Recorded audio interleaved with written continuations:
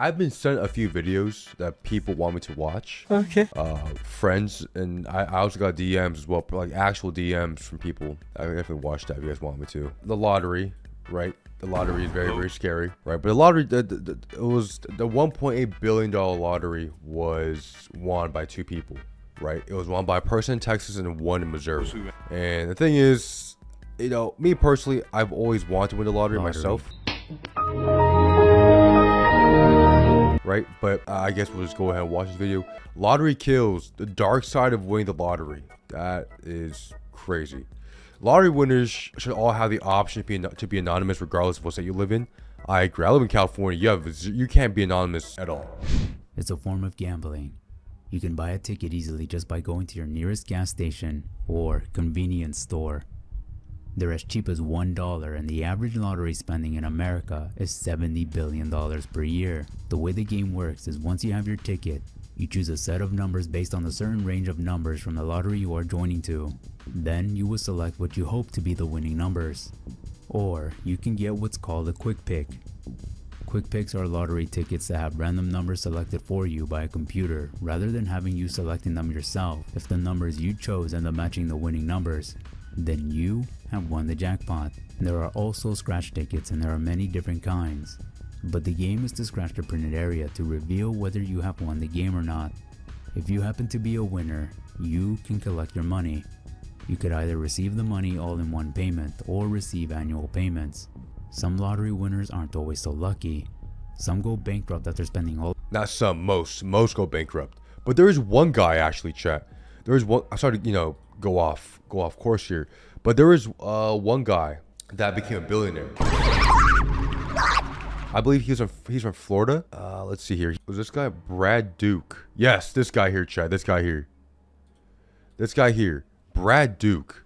So back in 2005, he won a $220 million. What's it called? $220 million. 2,000 years later. Dollar jackpot, right? Which is crazy back in 2005. Absolutely disgusting. Some lottery winners would lose their lives either from their own hands or from the hands of others. And the hands of others, most, I believe, if not all, right? Well, not all. I'll say like 99% of lottery winners that get killed, they get killed by their own people that they know.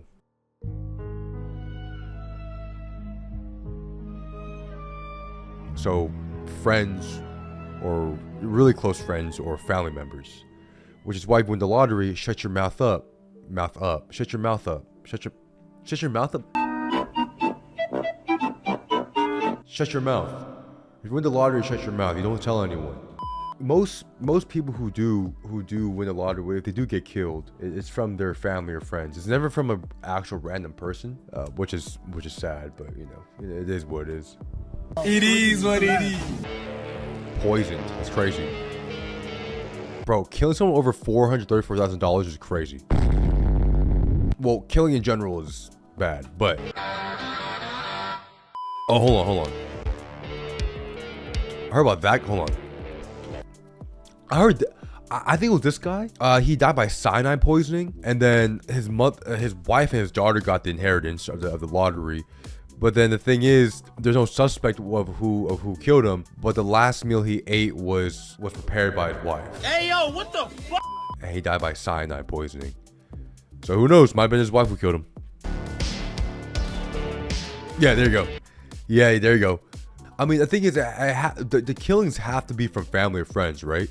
Or no, for the most part, be family, because even if you kill someone who wins, if someone wins a lottery and you kill them, how are you gonna get the money, right? There's no possible way that you will get the money. It's not like the person has $100 million in cash sitting there at home, right? So it can't be. For the most part, it isn't from strangers. It's from people who are connected to you, and if you die, there's a chance that they'll get a part of it, if not all the money. Farouj Khan was a 46-year-old man from India who moved into Chicago, Illinois in the late 80s.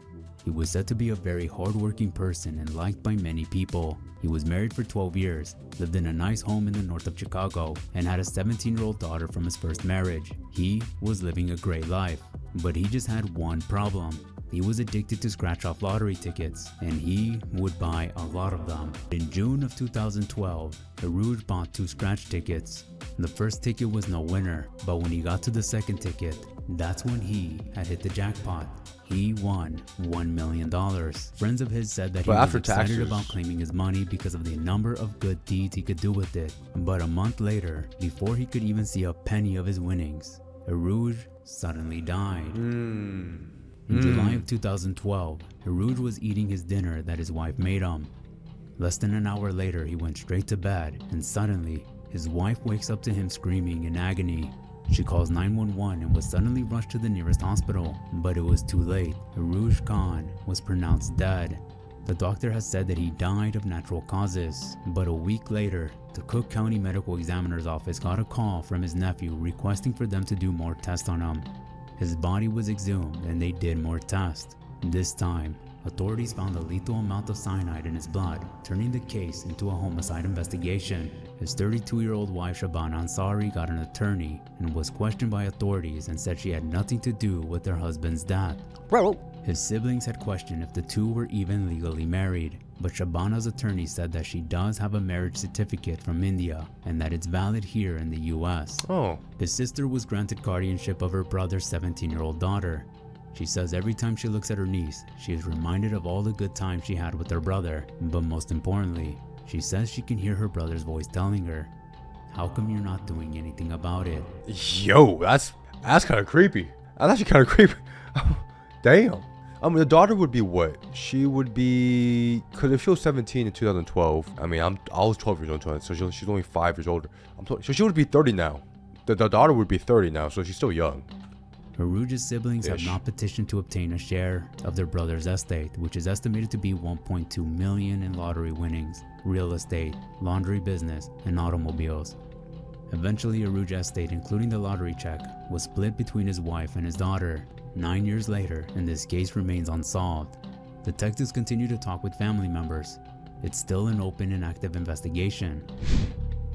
Gregory Birch Jr. was a 20-year-old from Fitzgerald, Georgia. One day on November 29, 2015, Gregory would go to H&R Food Mart and purchase himself a quick pick ticket. There, he realized he had won the Georgia lottery. He won $434,000. That's so good money. He was in shock but excited to get his lottery check. The next day, he received it and took this photo. The first thing he did with his money was help buy Christmas presents for people in need. He was a young man with good intentions with his money. But on January 21st, just 2 months after winning the lottery, Gregory was home with his 3 kids and girlfriend, Jasmine Hendricks, when all of a sudden, someone kicked open the front door and 3 masked men entered. The 2 masked men were aiming at Gregory while he was sitting on the sofa holding his 2-year-old child. He told the masked men, "Don't do it, bro. Don't do it in front of my kids. Please don't do it in front of my kids and old lady." He told them that he was willing to give them his bank card and tossed his pants at them. They received his bank card, and that's when they shot him several times in both legs. One of them, both legs. So he's not dead. I mean, listen. The 3 men ran out of the house and tried to drive off using Gregory's truck, but weren't able to start it. Without any warning, one of the masked men came back inside and shot Gregory in the chest, That's crazy. finally killing the 20-year-old. It only took 2 months before police got enough tips to find out who the suspects were. In total, 6 people have been arrested in 6? connection with the death of Gregory. It took an entire year until 4 out of the 7 were in trial. In February 2017, Nathaniel was found guilty and sentenced to life in prison without the possibility of parole. With leftover. In court, he looked at Gregory's parents and told them that he was truly sorry, but the parents didn't accept his apology. Gregory's father had this to say, "We're talking about a 20-year-old guy, worked since he was 14, had kids, took care of those kids every day. In my honest opinion, I wished he could just go ahead and kill you today, because that's how I feel. Even today, you have no remorse. You're still trying to explain and justify what you did. You killed my son." Damn, bro. Nathaniel's defense attorney wants a new trial. Imagine bro, because the thing is with the whole children parent thing, right? The children are supposed to bury their parents, not the other way around. Parents should not bury their children. That sucks, you know? And then having your child, or just anyone you love in general, just die. in such a horrific way, you know? It's sad. On June 2017, DeBrantis Overstreet was found guilty on all 14 charges. Evidence was presented that DeBrantis had contacted Wayne and the rest of the suspects planning to rob Gregory. The two drivers were DeBrantis and his girlfriend Rosalind. When they arrived at Gregory's home, Nathaniel kicked in the door. DeBrantis and Wayne entered the home pointing their guns at Gregory. Nathaniel was the one who went into the back of the house to search for valuables, while Wayne was the one who stole the cell phones and Jasmine's wallet. The three left the house, and when Wayne was unable to start Gregory's truck, DeBrantis went back into the house and was the one who pulled the trigger and killed Gregory. Then all 7 of the gang members left the scene. Rosalind took the stand and said that she did everything because she was afraid of what her boyfriend would do to her if she didn't participate in the crime. She was instructed to do several things that night. She said that DeBrantis called her the night of the crime to pick him and another person up after he killed Gregory. What's picking up her boyfriend? He admits to shooting Gregory 9 times. 9 During times? the past year, she started getting emotional and very agitated when a defense attorney was questioning her and her story. She didn't say as to why she lied, but she said she is now telling the truth because, quote, it's the right thing to do. Oh my gosh. Billy Bob Harold Jr. was a 47-year-old man from Texas. He worked at a Home Depot stocking electrical supplies. He had trouble staying at one job as he got laid off from a few jobs in the past few years. Hard times had him fantasize about winning the lottery and how much that could help him and his family. But one day in June 1997, he was sitting on his easy chair and looking at his quick pick tickets. He was holding a winning ticket and didn't even realize it. He didn't watch TV when they announced the winning numbers. He went to work the next day and overheard his coworkers talk about the jackpot. He ended up realizing that he won later that day. He won $31 million. He and his wife met with the legal financial specialist who encouraged them to put their money in a trust to avoid tax consequences and other financial issues. However, Billy declined to sign and returned the document. Instead, Billy went to Austin, Texas a month later with an entourage that included his family, his minister, and his attorneys to collect the first of 25 annual checks for $1.24 million. Okay, so he did the okay. I know for the most part it's better to do lump sum. Lump sum is the best way, right? Billy was ready to start spending. He bought a ranch and a half-dozen homes for himself and other relatives. He even purchased vehicles for his family and friends. He even donated tens of thousands of dollars to his church. But things started to go down quickly. His friends, family members, fellow worshippers, sometimes people he didn't even know, were constantly asking him for money. He had to change his phone number several times after random people would call him asking him for money. The whole thing caused tension in his marriage. He also made a bad deal with the company that gives lottery winners lump sum payments in exchange for their annual checks, which would result in him having less of what he actually won. Eventually his wife filed for divorce and he was left alone, and that was Billy's breaking point. On May 22, 1999, just 20 months after Billy had won the jackpot, he locked himself in his room, took his clothes off, and proceeded to point a shotgun to his chest and pull the trigger. One of his sons had gone to his house and found him dead shortly before. Bro, could you imagine? You go to your father's place and you just see him on the floor, blood splattered everywhere, blood and guts, and a shotgun. Imagine Billy's son, man. Be in Billy's shoes for a second, and then just that's crazy, bro. In one of the notes that he left a message for his ex-wife saying, "I didn't want this. I just wanted you." That sucks. Billy's stories. Well, then again, all the stories are sad. Abraham Shakespeare was a 41-year-old man who worked odd jobs. He was mostly known as a part-time garbage worker in Lakeland, Florida. He lived with his mother, had no car, driver's license, or credit card. He had dropped out of the 7th grade and didn't know how to read or write. He always struggled financially and had to work multiple labor jobs just to pay his bills. But soon, that would all change. On November 15, 2006, Abraham was heading towards Miami with his coworker Michael Ford on an overnight food route. After 2 deliveries, they decided to stop at Town Star, a convenience store in Frostproof, Florida, because Michael wanted to buy cigarettes and drinks. Before heading inside, he asked Abraham if he wanted a soda. He told Michael that he wanted 2 lottery tickets. He then gave Michael $2 out of the 5 that he had on him that day.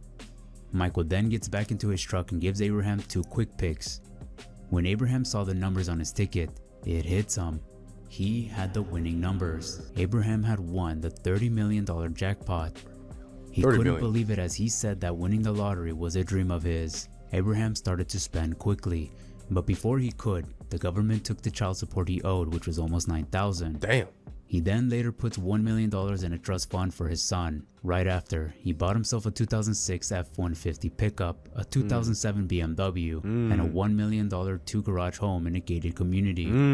Having a lot of money left in his account, he started to feel generous. He started giving his money. Okay.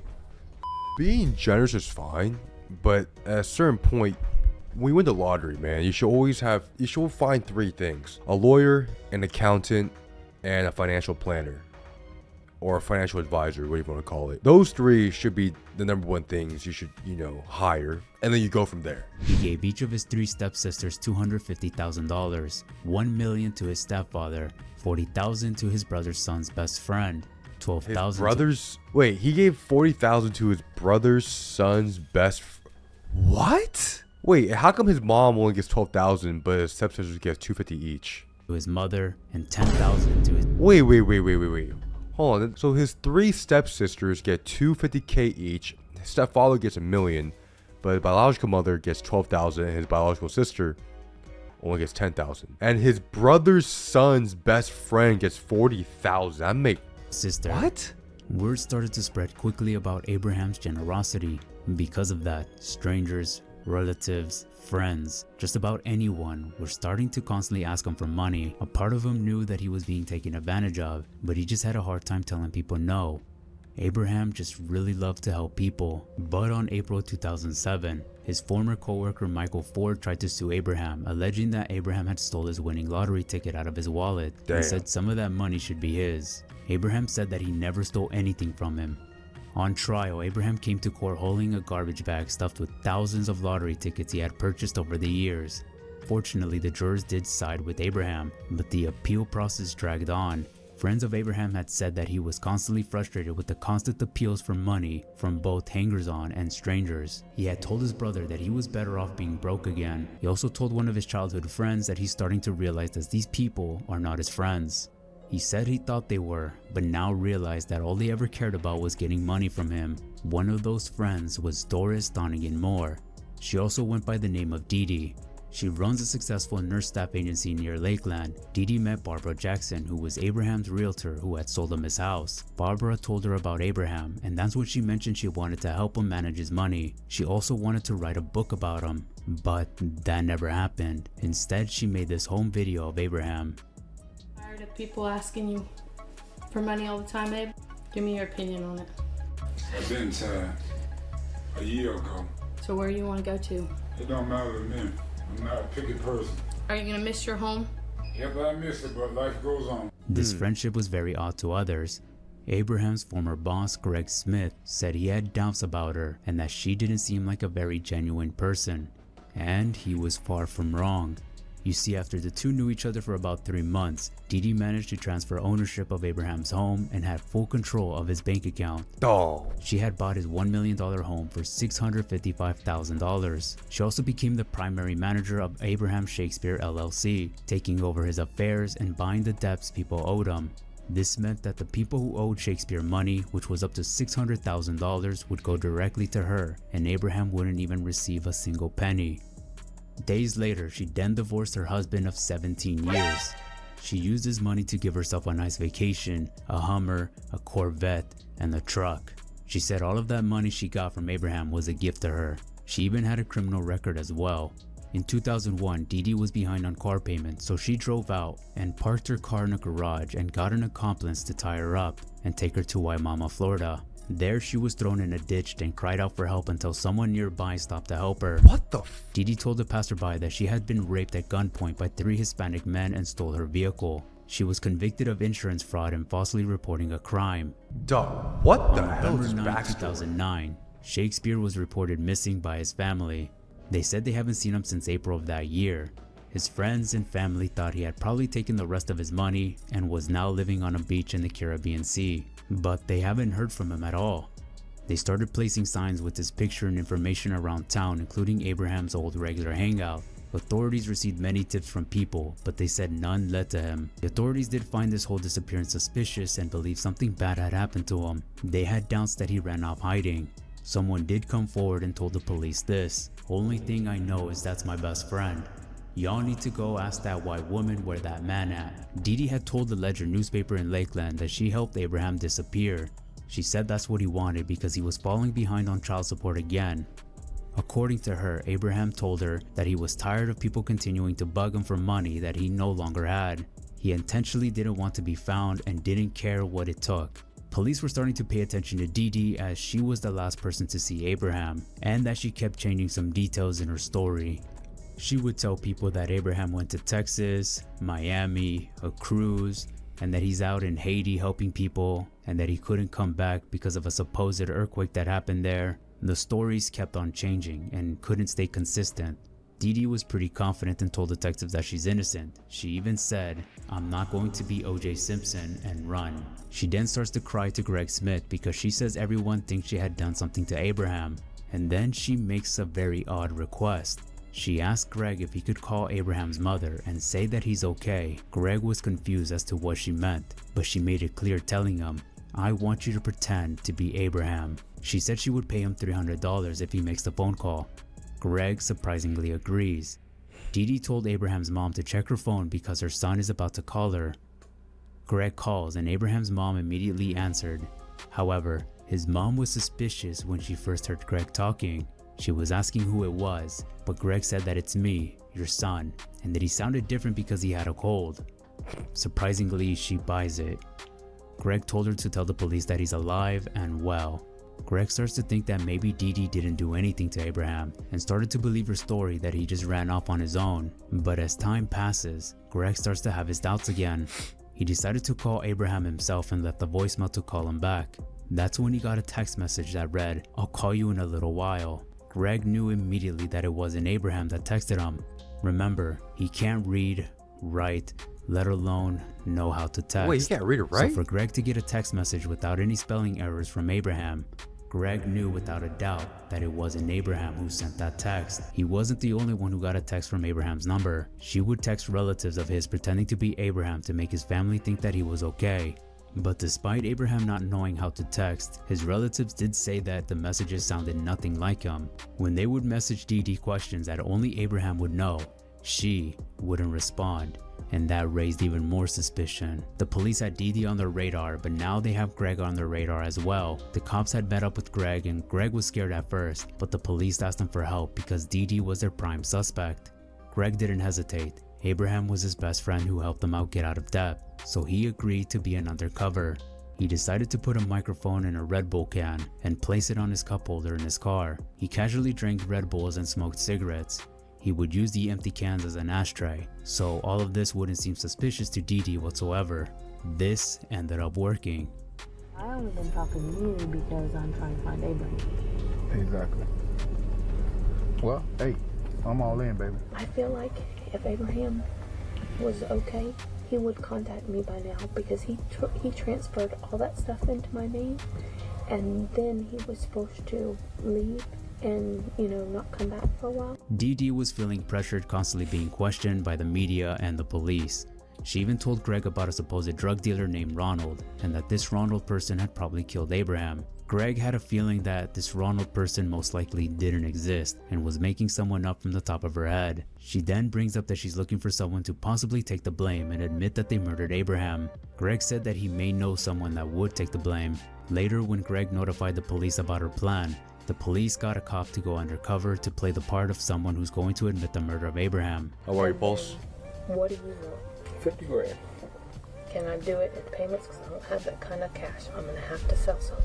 I'm gonna need 10 up Ooh. front. Once I do this, make sure my boy get the money. Okay. See what I'll do is I'll get it and give it to his mama. The undercover asked Dee Dee that he would need something to be able to prove that he's responsible for Abraham's death.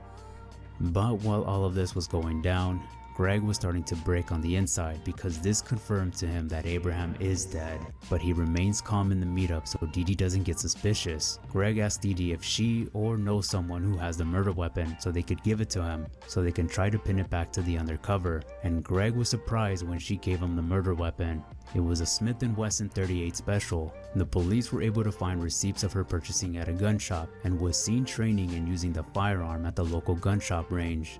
Damn, man. Dee Dee takes them to one of the properties she owned in nearby Plant City, Florida. From her truck, she points out a big fresh slab of concrete in her yard. Greg told her that he didn't want the two to be seen out of the truck, so he asked her if she can take the rebar iron that was in her vehicle and drop it where Abraham was buried. She does it, and on that same day, Greg tipped the police where Abraham's body was. On February 2nd, 2010, police went to the spot where Dee Dee had pointed where Abraham's body was. On the same day, while the police were trying to recover the body, the media was able to talk to Dee Dee to hear what she had to say. Well, today law enforcement released the cause of death for Abraham Shakespeare, and they kept it very short. They called it homicidal violence.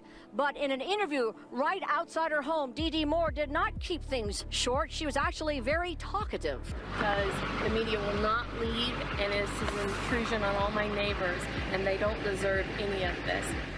Dee Dee Moore started with one, but quickly shifted gears when asked about the murder of Abraham Shakespeare. Because I have never hurt that man. He knows I would, everyone knows I would never hurt that man in any way. Did you murder Abraham Shakespeare? Absolutely not. And I Dee Dee, you indicated you know who pulled the trigger. I have given all the information to the sheriff's department. The sheriff's department found Shakespeare's body at her boyfriend's house, buried under a concrete slab. How did Shakespeare die? Shot in the head, according to Dee Dee Moore. They already discussed everything with me. What did they say? You shot in the head? Yeah. Do you want to shut the cameras off now? Dee Dee was convicted of first-degree murder, and she was sentenced to life in prison without the possibility of parole. It was Judge Emmett Battles who spoke directly to Moore, a woman he scolded several times for her emotional outbursts. Cold, calculated, cruel, they all apply. Manipulative, probably the most manipulative person that this court has seen. Abraham Shakespeare was your prey and your victim. Money was the root of the evil that you brought to Abraham. And with that, he sentenced Moore to life in prison without parole. Be careful on who you tell about your winnings. You never know who may be after you for your money. So if you win the lottery, think twice on who you trust. I agree. Yeah, like I said before, man, if you ever do win the lottery, 3 people got to hire as soon as possible. A lawyer, an accountant or a CPA, and a financial advisor / planner. And then keep a low profile, especially for someone like me who lives in California. We can't remain anonymous, so keep a low profile, shut your mouth, have a plan ready, tell as little people as you can as possible. That's it, right? Do whatever you gotta do. And if you ever win and you watch this, good luck. All right, bye.